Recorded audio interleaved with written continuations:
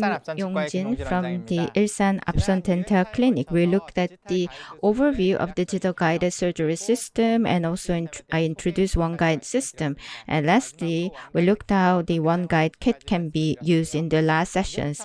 For the next 3 sessions, I'm going to tell you in which cases this OneGuide system can really be applied. First, be it OneGuide or digital guided surgery, I think the easiest case to use is for the anterior implant placement. So first, why do you need to use guided surgery system for the anterior part? As you know, on the upper anterior part, if you position the implant in the wrong position or the angle is wrong, then it could lead to these disaster results. So it's really tricky to place anterior part implant. And it's aesthetic area. So if you place the implant wrong compared to bridge or the conventional method, it can become less aesthetic. You know all this part very well, so I will skip that. Then, why in the anterior part do you need to use digital guided implant surgery system? There are 3 reasons. First, after extraction, inevitably there is a bone resorption, but with this system, such resorption can be minimized. The thin labial bone will be resorbed after extraction, so you have to carefully take the tooth out. But the recommendation, because of that, is also to go flapless surgery. But if you can do guided surgery, then you can minimize bone resorption. And secondly, you can simplify bone grafting procedure. Now, because you can control the gap size, graft material can easily put into that gap hole. And thirdly, provisionals will be created beforehand and delivered immediately, making it more aesthetic.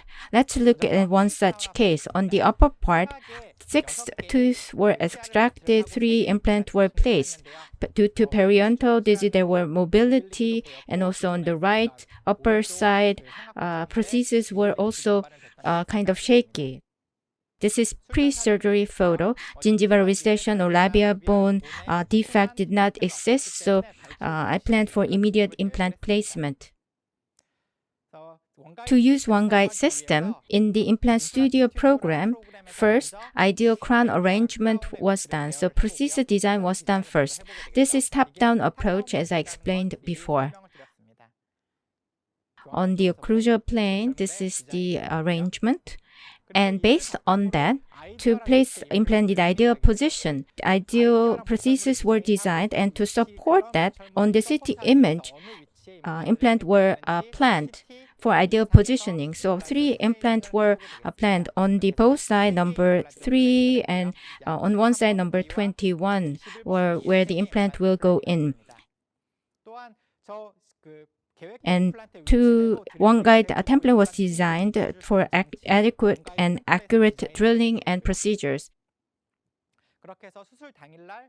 And after extraction on the day of surgery, the template was delivered, and then we saw whether there is gap between the teeth and the template, and if it fit well. And if it fit well, then you go for drilling based on the diameters that you all planned. And before that, OneFit, the CAD/CAM abutment by Ostem, was also something I had ordered. So I not only ordered the guide, but I wanted to deliver CAD/CAM abutment immediately after surgery. So I even asked for prefabrication of this CAD/CAM abutment that's customized to the patient. So if everything was placed correctly, then CAD/CAM abutment that was prefabricated will also go in the right place. So I put 3-1, and even the PMA type bridge was prefabricated, and I delivered. Of course, socket preservation and graft material in the gap area were fully packed.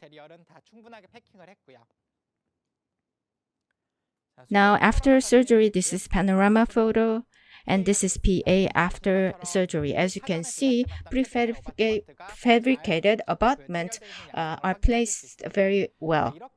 Now, without opening flap, using the abutment and temporary that you prefabricated were used, then you can have excellent gingiva feeling and patient will feel less uncomfortable. This is 8 weeks post-op.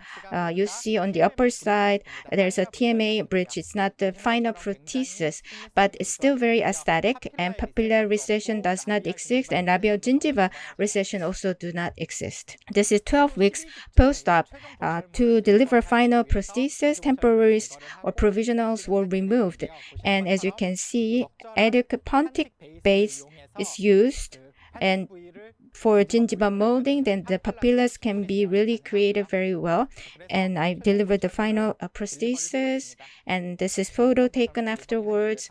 And to place the implant, I did not use a blade or did not do any suturing because flap was not open, and that is the strength of the guided system surgery. This is after delivering final prosthesis. Now, I'm following up to 2 years, and as you can see, there's no gingival recession. Of course, gingiva biotype of this patient was thick, but even for thin biotype, this guided, I think surgery is very much needed. No problem exists for this patient. The aesthetics are very good. Patient is also very satisfied. Now, on the upper anterior part, I showed you how the OneGuide system can be used. On the lower anterior part is also a challenging area to place implant there. There are a lot of issues. The biggest issues would be first, there is a narrow bone width, and secondly, narrow mesiodistal distance. In other words, tricky to drill and to place implant. The bone is thin, so you need to do grafting. So a lot of tricky issues. So the mandibular anterior area, some hesitate or do not want to place implant. And anatomical condition shows that there is narrow interdental space, and mesiodistal distance is also very narrow.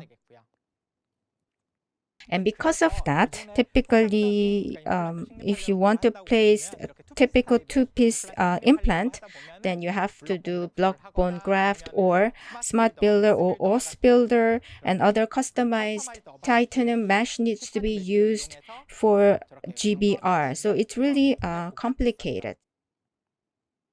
Another thing is that even if the bone width is narrow and measure distance, the distance is adequate, you can come across like this case.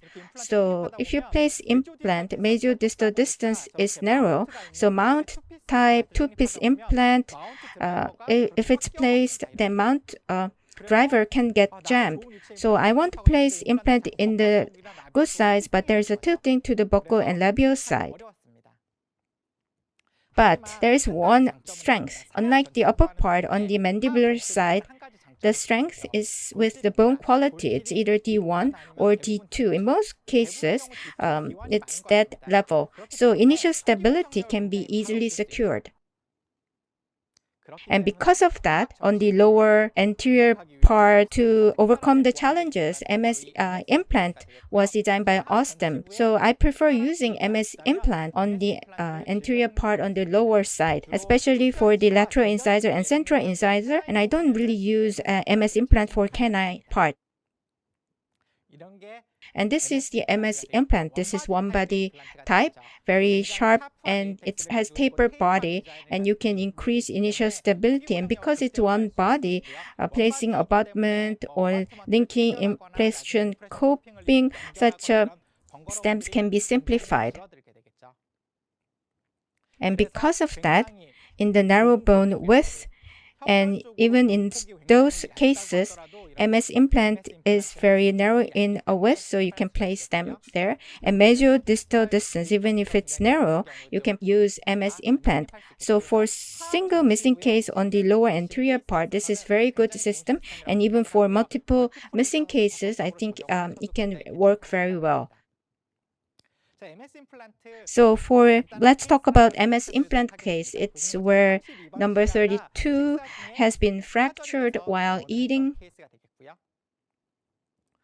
And on PA side, you can see the fractured line. and there is a fracture, and the crowns that was moving was removed and root rest remade.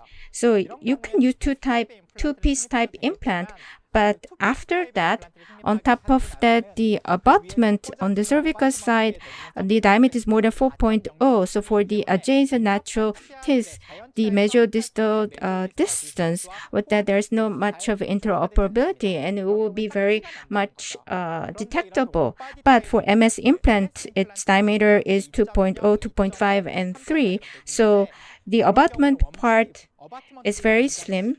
Hence, after making final prosthesis with the natural adjacent teeth and the cervical side, it will be very much well matching. And that's why for this patient, I went with MS implant. I carefully extracted and used periotomb, atraumatic extraction, and then use this implant where the gingival height was 4.0. So again, this is MS implant. Initial stability was okay, about 30 newtons. And this is the photos. So as you can see, after placing MS implant, this is one body implant, so provisional cap. The temporary crown is cemented with the provisional cap, and on top of that, temporary crown is cemented. In other words, the abutment area of MS implant, you don't directly cement to that. So like clip-on type prosthesis, temporary prosthesis can be made. Like this, clip-on type provisionals are made and delivered. After gingiva, you wait for gingiva healing and osseointegration. After 2 weeks, this is how it's healed. And if to do GB up, you open the flap, then papilla would have reset and there could have been scars and it would have been not very aesthetics. But in such cases, we went with the flapless approach and immediately temporary crown was delivered. So it's molded to gingiva and the papilla of the adjacent teeth were maintained. After 6 weeks of surgery, osseointegration complete, so I took impression. In taking impressions, the plastic impression cap is clip-on type, so very simple impression taking, and the final prostheses were delivered. And as you can see, what is implant versus what is natural teeth, you cannot distinguish.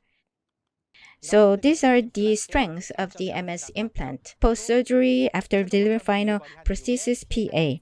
24 weeks later, you see there is a good maintenance, and this is PA. And as you can see, around one body implant, this is how the bone looks. There's not much of marginal bone loss. It's well maintained. So on the lower anterior side, in case of single missing, diameter, if the thick implant, you had to do GBR block bone grafting, but by using MS implant, such procedures can be eliminated and implant placement can become very simple.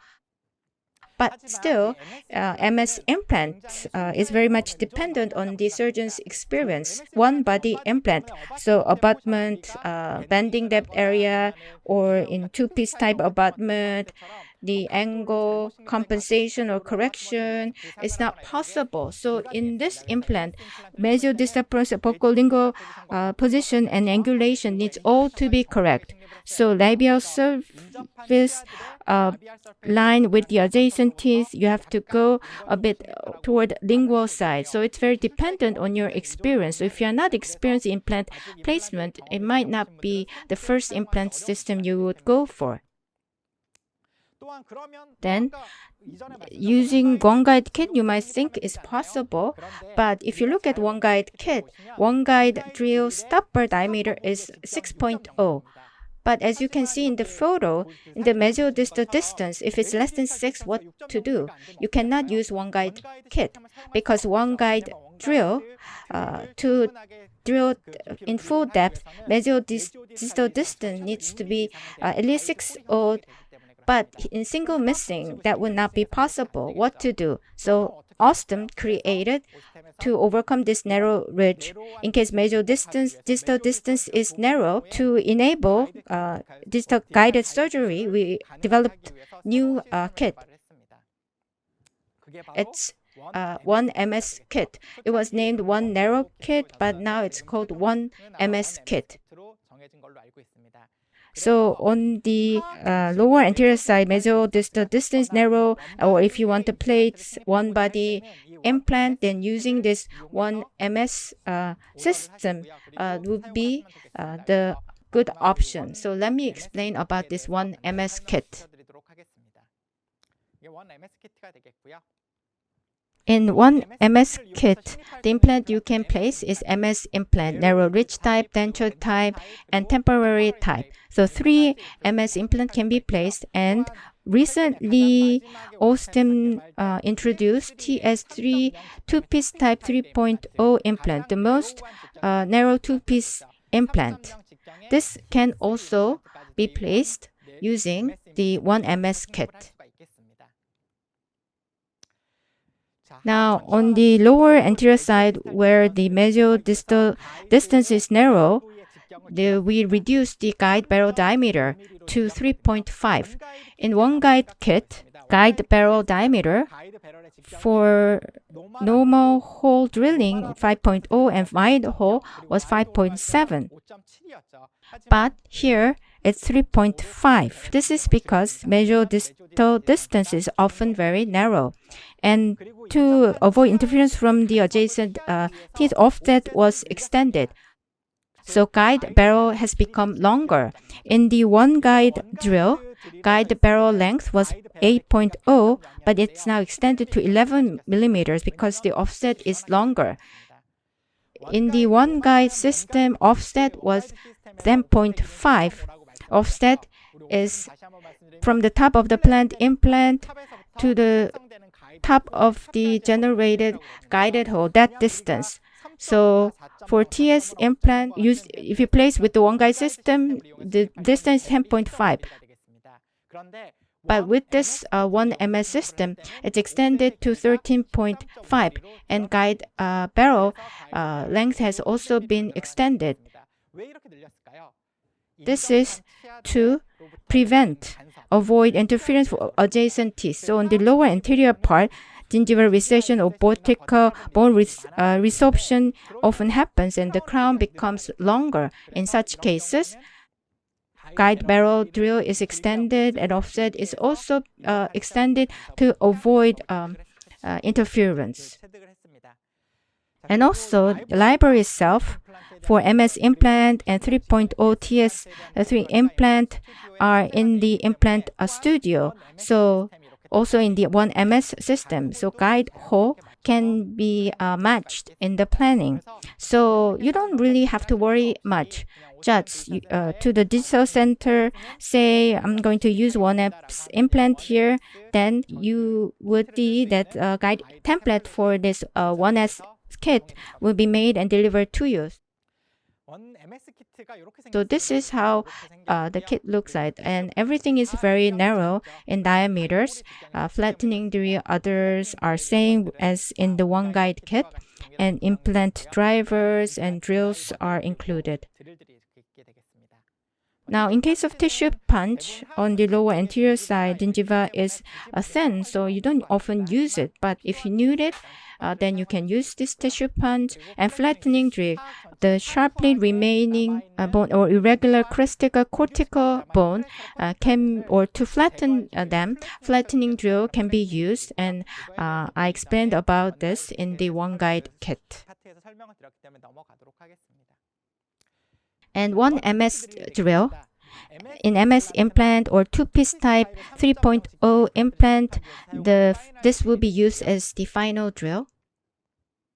And MS drill looks like this. Length is 8.5 to 13 millimeters. And in OneGuide kit, the shortest was 7.0. And you have to buy extra for 6.0. But here, it's from 8.5. And also, on the lower part, if you have D1 bone, then if you have too excessive torque, then compression necrosis or bone heating could be the result. So the cortical drill can be used to overcome such challenges. And to place implant, you have drivers, narrow ridge type, MS implant can be used with this driver, and other types of implant can be used with this matching drivers. Now, MS implant narrow ridge type is one body type, and gingiva height, there are two variants, 2.5 and 4.0. So the planned implant gingiva height will determine the depth that you need to go into. So for MS, you have a dedicated fixture driver, and there is a thick line, and top and bottom part of the line, the gap is 1.5 millimeters. So gingiva height is 2.5 of your implant. The guide hole top needs to go to the top of this line. That's how you control depth. If the gingiva height is 4.0 of your implant, then the guide type needs to be matching to the bottom of this line. Now, how to use it? MS implant has a sharp apical area. It looks as if it's bone screw. So you don't have to do full depth drilling. It sort of self-penetrates. And initial stability is designed to be strong. So based on the surgeon's experience, you drill and place the implant. But one thing you need to remember here is that on the lower anterior part, long implant is something you would place, and 11.5 or 13 millimeter implant, in placing even those implants, in using OneMS drill, you have to start with the short drill, because if you start with the long drills, then the guide hole's length and the drill length, if it's not matches, if the drill is longer, then guide hole or guide barrel's initial contact would not be possible. So guide hole cannot guide the drill. So in other words, in the same diameter, 8.5, use that as initial drill, then extend the length. In the OneGuide kit, diameter were extended. You use initial drill and then F3.5, 4.0, 4.5. So you increased diameter, but in OneMS kit, not diameter, but length will be increased, because 1.5 or 1.8 drill and place in 1.5 diameter MS implant is how you go. So you don't have to increase diameter, you just increase the length. And the bone quality here is good. So there could be limit in irrigation if you use too long ones. And because of these irrigation issues, carefully, sequentially, you increase the size. And guide contact would happen with 8.5, so you start with that. And then 11.5 or 13 drill needs to be used for double contact concept. So this is the drilling sequence. In most cases, the implant that I want to place, minus 0.7 should be the final drill that you use. So for 2.5, it's 1.8, 3.0, you use this type of drill. This is when the bone quality is normal. But on the lower anterior side, D1 or D2 are typical bone quality. So normal drilling procedures is something that you could use. Then, once you build experience, then you might think without guide you can place OneMS implant. But there are cases where you need to guide. If such patient came to you and said, I want implant, then what would you do? Could say, recommend bridge because implant is not possible. But with MS, you can place implant. But even in these cases, without using guide, placing MS implant is not something I would go for. So let me show you one case. 21-year-old female. So on the canine side, there's a missing tooth, so did orthodontic treatment and secured some space. So came to me to have implant. And as you can see this, the MS implants, you can say I could just place that, but the mesial-distal distance might be okay, but buccolingual side, because there is a missing tooth, so it was very thin. So this is the front photo, and hence I place MS implant and decide to use OneMS system kit. So I took photos, took the scan, and sent to the digital center, and received this template from the center, placed in the mouth, placed implant. 2 implant flapless. So it went according to plan. I had initial stability that was good. This after photo. And one more thing, as I said, when you order to digital center, you could also order temporaries. So the temporary crown that was prefabricated was set. This is post-op panorama photo, PA, and as you can see, mesial-distal distance was very limited, but the implant was placed okay. If it have you a lot of experience in such case, just open the gingiva and placing implant, could that be the result? You would have to take x-ray and other very complicated steps would have been required. As you can see, the bone width was very narrow, but you can see it went very well. And this is 4 weeks post-op, not much of a problem. The integration is happening very smoothly. This is 3 months post-op. When I delivered the final prosthesis, the gingiva is healing very well. I did not open flap. The papilla is also maintained very well. I took impression. And then final prosthesis was delivered. And even after that, what is implant, what is natural teeth cannot be distinguished. So it's very aesthetic. If the MS implant was placed without any support, it could have gone okay, but it might have also not been very aesthetic. So looking at these cases, again, top-down approach is very important. Design the final crown and place implant in the ideal area. If it's 2-piece type, using abutment, some correction compensation can be made. But for one-body MS implant, the help from guide is very crucial. So after final restoration, panorama picture and PA picture, without much of a bone resorption, you can see it's healing nicely. So I showed you on the upper and lower anterior part how to do guide surgery with actual cases, and we looked at OneMS kit and how to treat single missing case on the lower anterior side, how implant can be placed easily.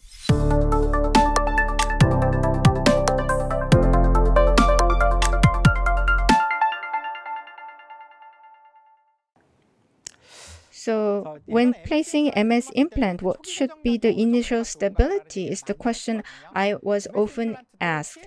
Same STS type implant, 30 to 40 newtons would be sufficient for immediate loading. So on the lower anterior part, placing MS implant, you don't have to worry about initial stability too much because bone quality there is good. And if I may share with you my own tip, then diameter, I just drill up to the guided line. So 2.5 implant, then up to 1.8, I do the drilling. So using the depth, I control initial stability. So 10 millimeter MS implant, then drilling depth will be about 8.5, and using 1.5 remaining, I try to secure initial stability. After placing MS implant, it is because usually you have to do immediate loading.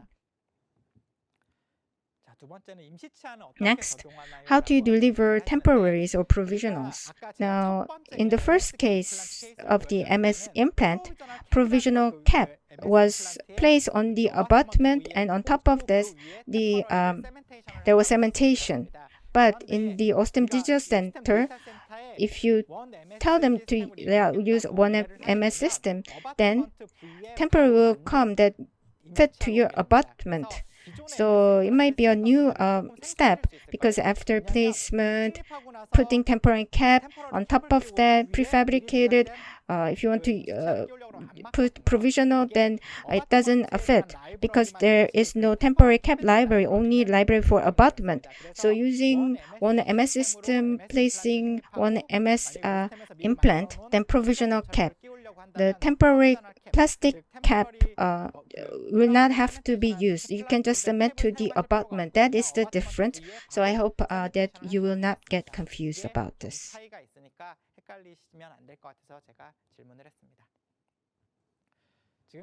Now, up to now, I looked at how to use the digital guide surgery system on the anterior part, and I will see you at the next session. Thank you. 감사합니다.